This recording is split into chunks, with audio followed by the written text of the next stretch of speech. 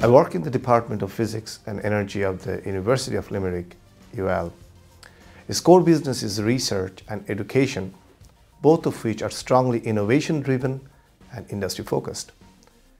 We have a strong tradition of bringing our research results to market and produce highly employable graduates. I'm also a member of its leading research institute, the Materials and Surface Science Institute, MSSI. MSSI is a center of excellence that conducts fundamental research on topics of industrial significance in the fields of materials and surface science. My own group within MSSI focuses on developing materials and techniques that help to combat diseases, improve therapy, or reduce trauma and improve healing.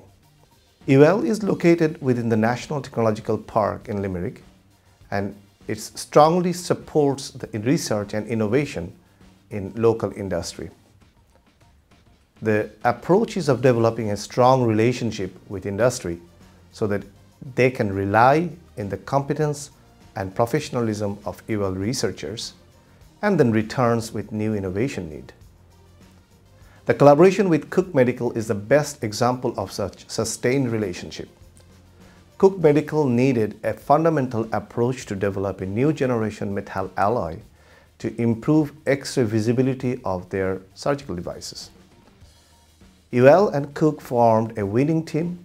It worked together for 8 years to design and develop this new alloy from scratch to a prototype. This new alloy will significantly improve therapy and reduce trauma. UL, its research institutes, its academic departments, as well as its administrative structure are all part of an innovation ecosystem that works organically to support each other in involving and engaging employees in driving innovation.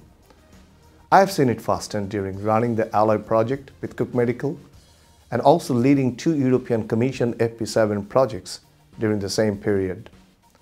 Most of my research team members were UL graduates or employees.